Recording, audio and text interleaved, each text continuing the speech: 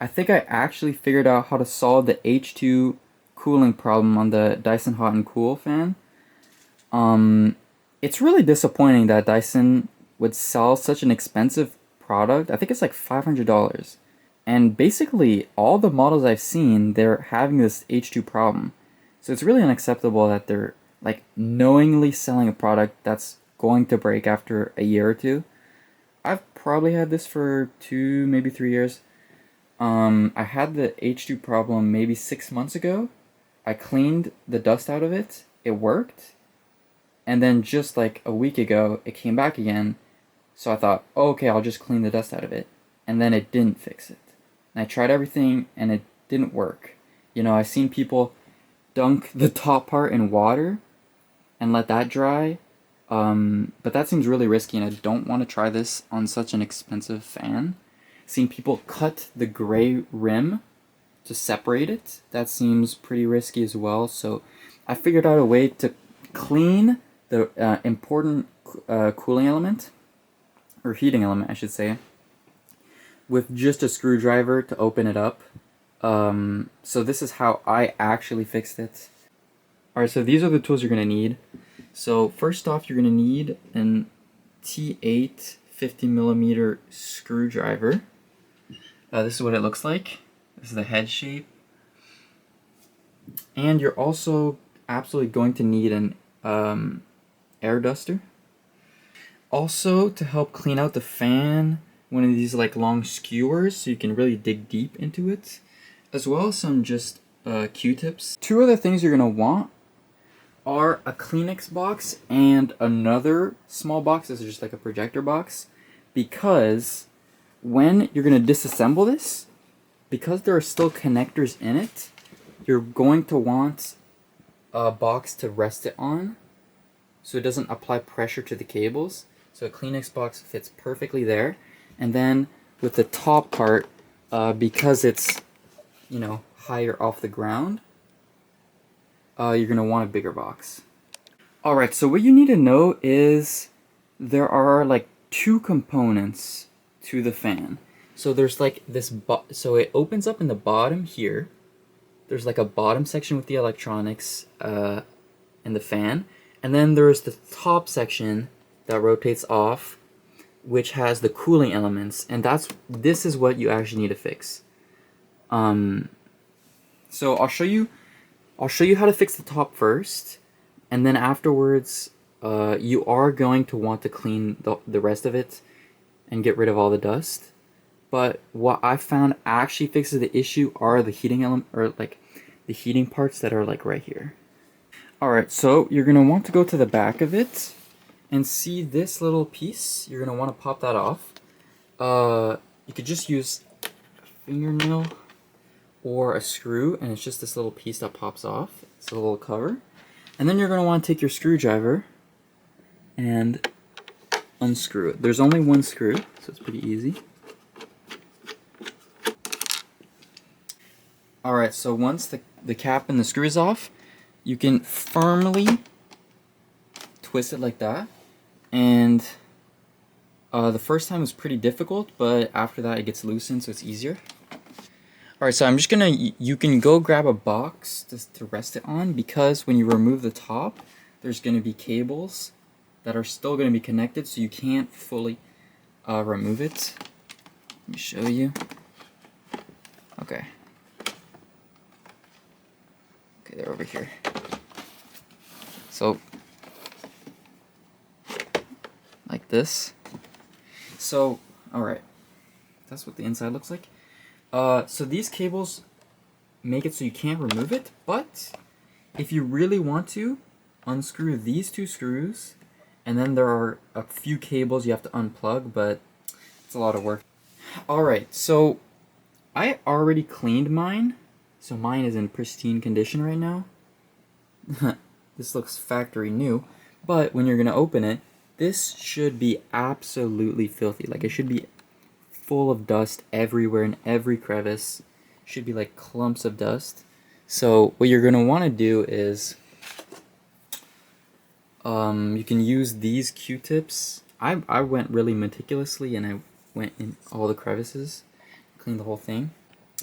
you're definitely going to want to remove all the dust, but that might still not solve all the issues. If you just clean it like this, that might still not work because it didn't for me. I cleaned the whole thing and I still got the H2 issue.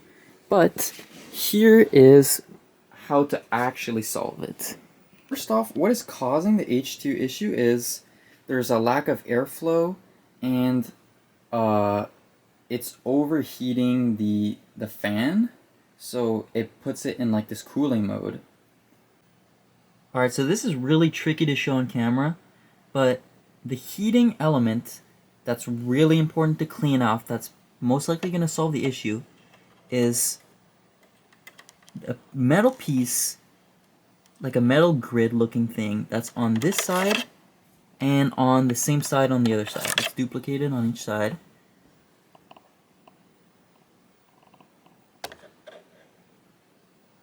So, okay, there we go. So you see that? That's the heating element you're going to want to remove all the dust off of, and that's most likely going to solve your H2 heating issue. So what you're going to want to do is take your air duster can, and you're going to want to go in the back over here and spray a lot, and try to get every angle and stuff. And also, just get deep and spray straight. It should shoot dust all around it, and then it should come out this way. So you're going to want to do it here, you're going to want to do it here, and it's going to shoot dust everywhere. And that should remove basically a lot of the dust that's in this whole section inside. But you're really going to want to focus your attention on those little cooling elements on both sides. So once you get that, I also recommend getting the air duster into these vents at the back. So not the front ones, because that's where the cold air comes from, but you're going to want to hit the air duster all around the perimeter of this black rim. That's where the hot air comes from, so you're going to want to dedust that. And obviously you're going to want to, do all that and get everywhere. But if you get those cooling elements, in theory, that should fix the issue. Alright, so to put it back together, it's pretty simple. Just lift it up, put it back.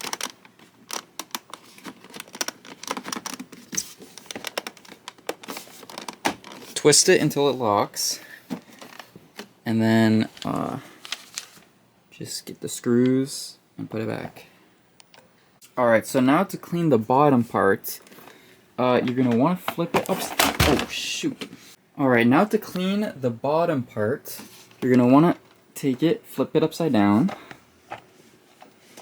and then, see, when you pull it like this, there's going to be 2 screws here, and then there's going to be 2 screws on the other side, so you're going to want to remove those. But before, grab a Kleenex box, because I found it's just the right height. Because when you're going to remove this, there's going to be cables here that are still going to connect it, so you're going to want to rest it on the box. Alright, so once you got them removed, lay it down, lay the head over here. And okay, this is going to be really difficult with one hand. Alright, so you're going to want to set it up like this. So you have the top resting here, and then because you don't want to break these cables that are still connected, and I don't know how to remove them, so you want to kind of rest it like this, because you don't want to like break these connections.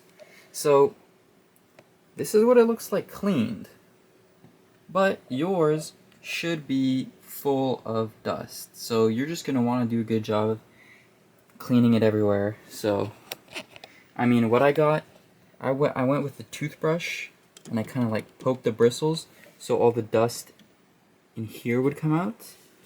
and just, just remove all the dust.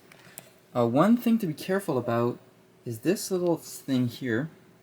Not sure what it is, but it's very delicate and you don't want to like bend it, it's very bendable, so careful with that. And then to assemble it, it's just a reverse process.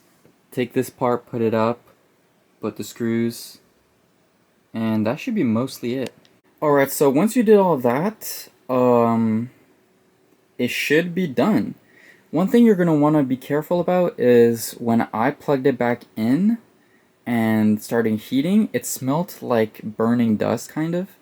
So you want to be careful about that. I recommend maybe just like cycling it with cold air at first and then kind of just making sure nothing's burning. But after like 5-10 minutes of just putting it on like a high blowing mode, the smell went away, so